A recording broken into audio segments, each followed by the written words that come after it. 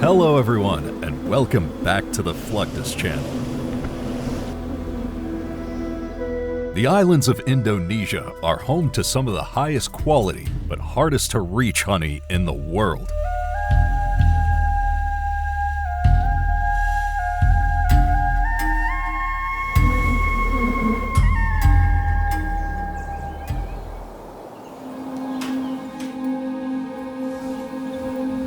For harvesters like Reggie, the day starts very early.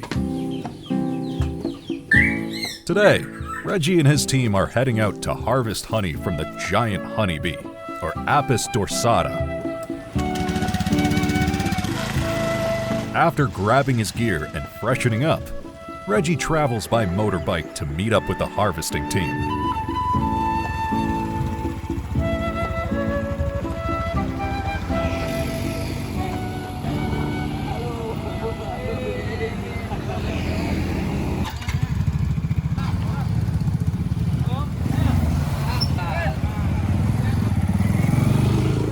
The group can only go so far by bike due to the thickness of the Indonesian jungle.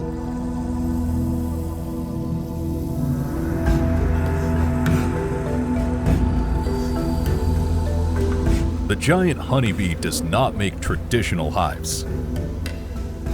Instead, it builds single open-air combs, often hanging from high cliffs or tree branches.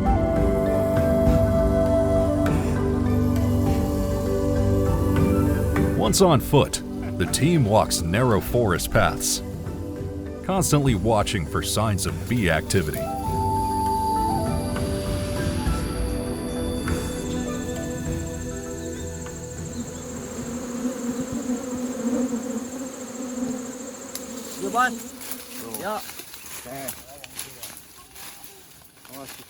It's not uncommon for teams of farmers to walk for hours before they find a single hive.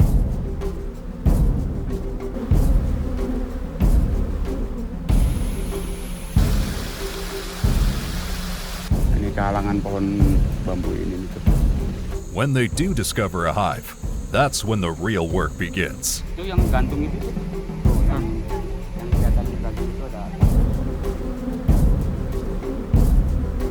Nah, kalau masalah kita mencari si lebah madu hutan, ya utamanya Apis dorsata, kita di lapangan biasanya melihat jejaknya dulu.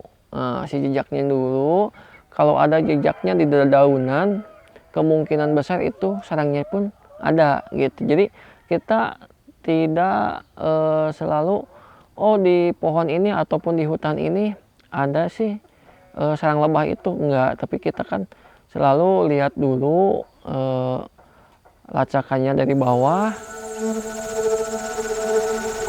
Harvesting requires a lot of time and energy, so the group decides it's best to have lunch first.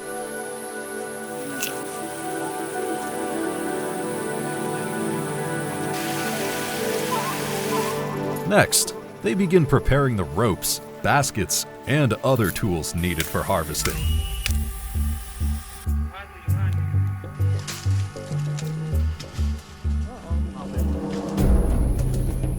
Typically, the most experienced is the one to do the harvesting.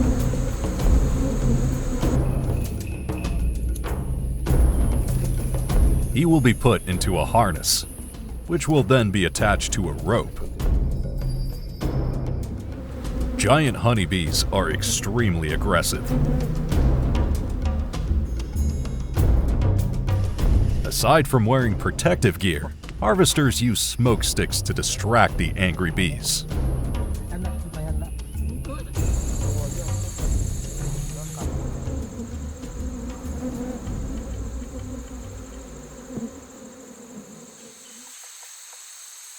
Once they are in position above the hive, they will prepare to lower the harvester down.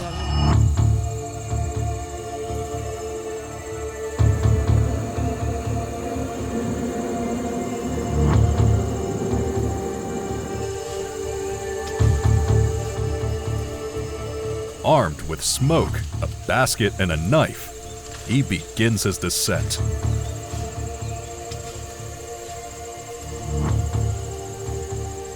The entire team knows that a single failure or mistake could result in a very long, very dangerous fall.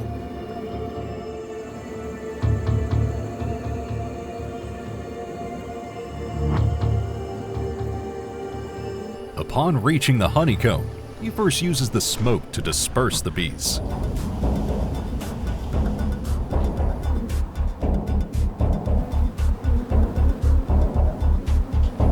As they begin to swarm, they reveal the honeycomb underneath.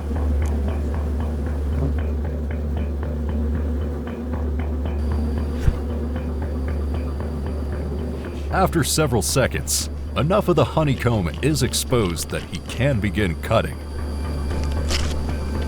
He simply lets the larger sections fall to the ground for later collection, which helps minimize the time he is exposed.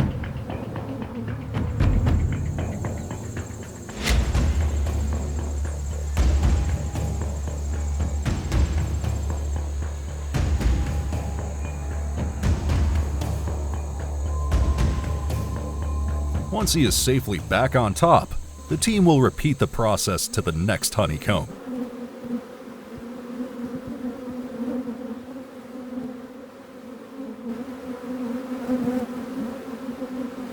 Some honeycombs are much harder to access, which puts Reggie's team at risk.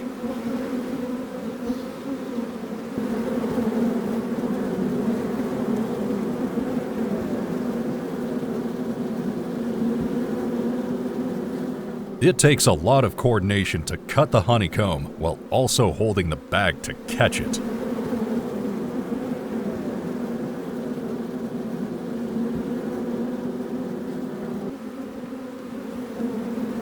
Sometimes, simply knocking it to the ground is the best option.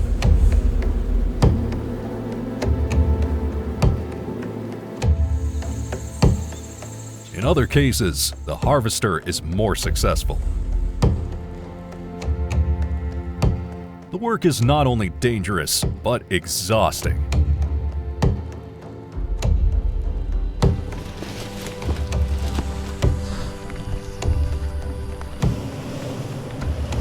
But the rewards are well worth it.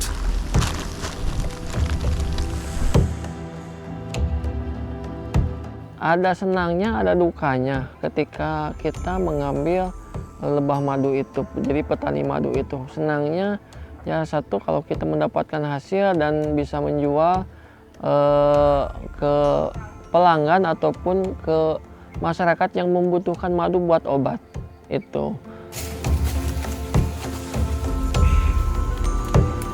Once the day's work is finished, the honeycomb is brought back to the village for processing.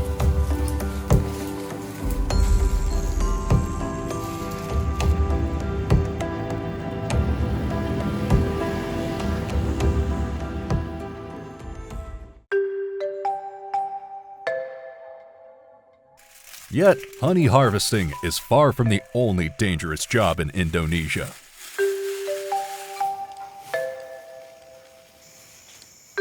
Pak Hassan is preparing for a long journey, where he will perform one of the most dangerous jobs in the world.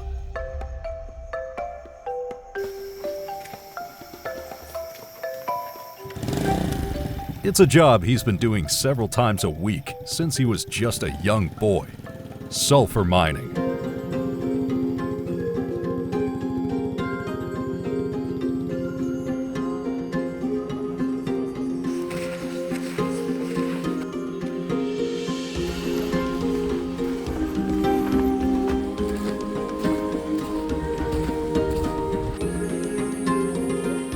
The job is grueling and typically takes him a full 24 hours from when he leaves his home to when he returns. Pak Hassan is one of around 50 sulfur miners working for a factory in Banyuwangi in East Java, a job he's been doing since 1983.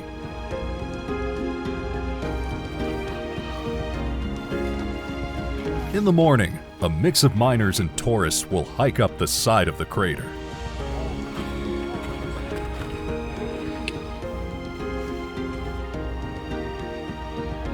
Hassan does his mining at the Ijen crater, which features the largest acidic volcanic lake in the world.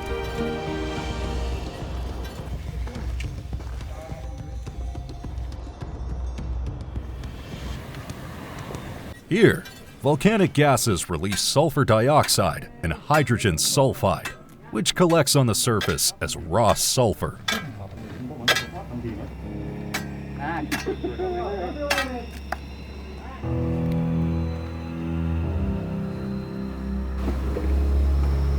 Sulfur is a major business in Indonesia, as it can be utilized in products like fertilizers, cosmetics, and rubber processing.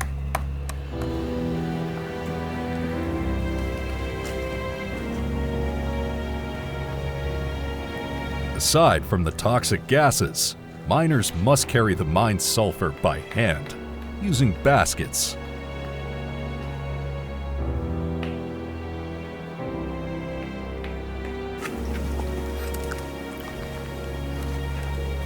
Trips to and from the crater can take up to 3 hours, all while carrying heavy chunks of sulfur.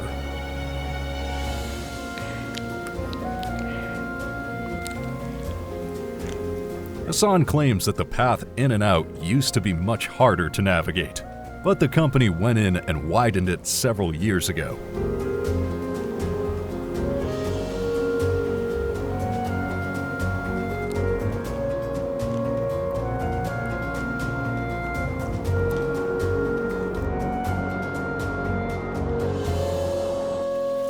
He knows more about the crater than most of his fellow workers, as he inherited the job from his father.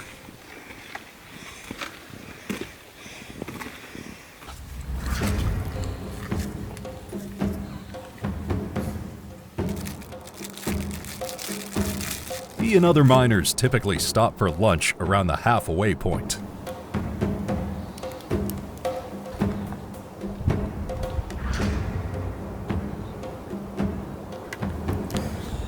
Miners tend to live very simply, with an income of only $4 per day.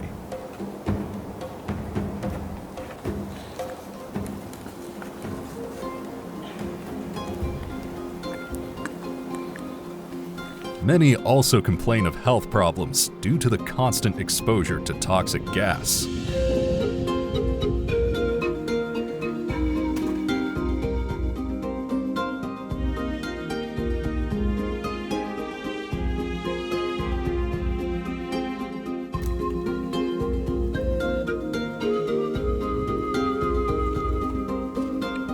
At his age, Hassan can only visit the mine around 3 times per week.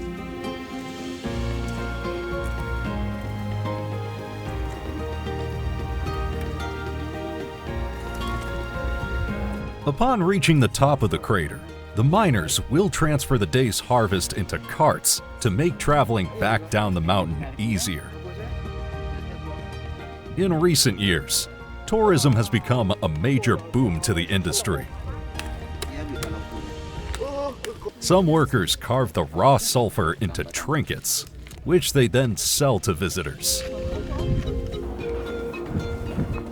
Still, the main business is the sulfur itself.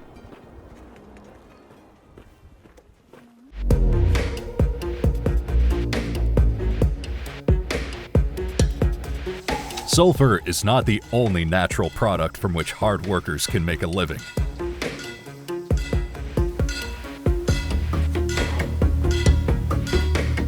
Himalayan salt is often referred to as pink gold. It occurs naturally in mines like this one, located in northeastern Pakistan, where it is still largely mined by hand.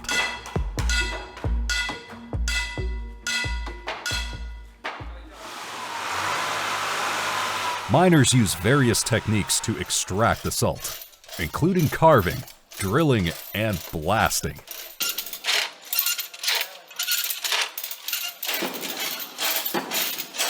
Many of the miners utilize tools that are decades old and heavily corroded from years of salt exposure.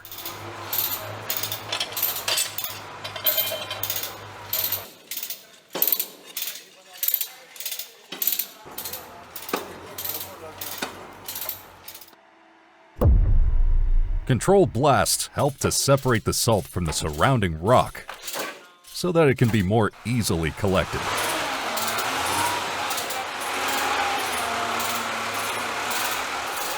Salt deposits in this part of the world are estimated to be up to 250 million years old.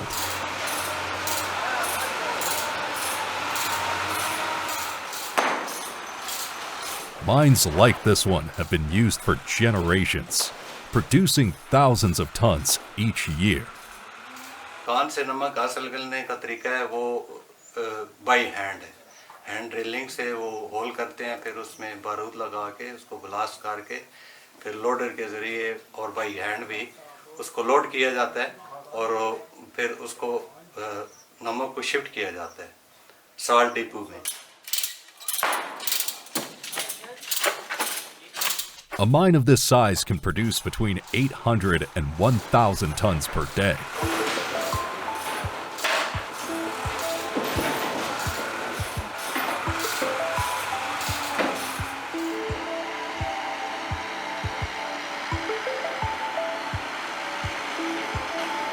After each truck is filled, it will be taken to the factory for sorting and processing.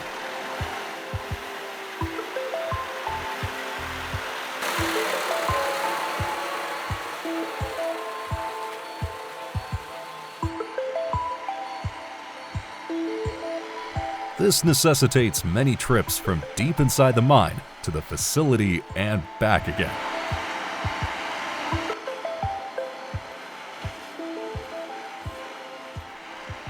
The sheer scale of the operation shows just how valuable this mineral is. According to reports, Pakistan currently earns around $70 million a year from pink salt exports alone.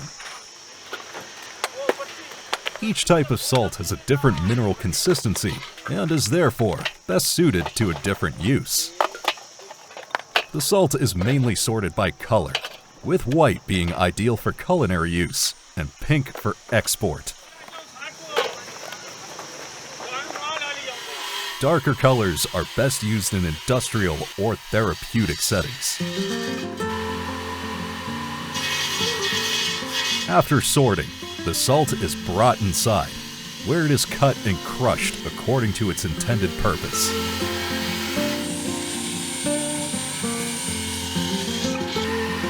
Some are left as large slabs to be shipped for further processing.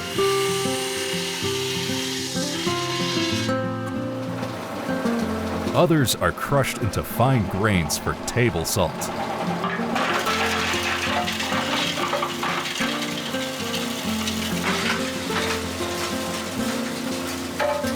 The lack of chemical processing contributes to the industry's eco-friendly nature and helps maintain international demand.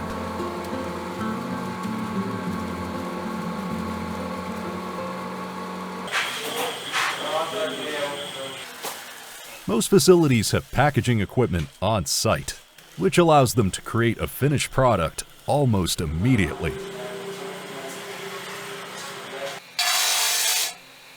As with the Indonesian sulfur, there is a growing demand for pink salt carvings.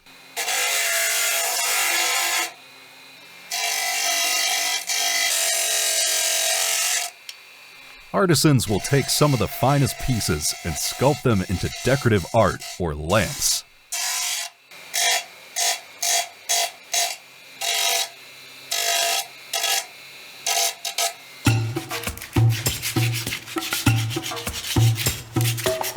After carefully polishing and washing, the salt becomes a stunning functional art.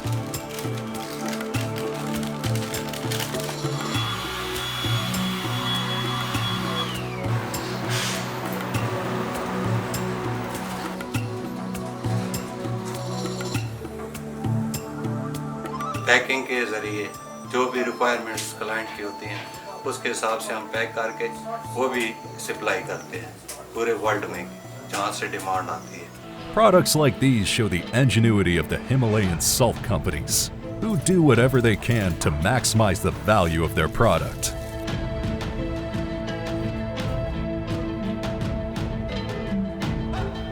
That's the end of this video. I hope you enjoyed it.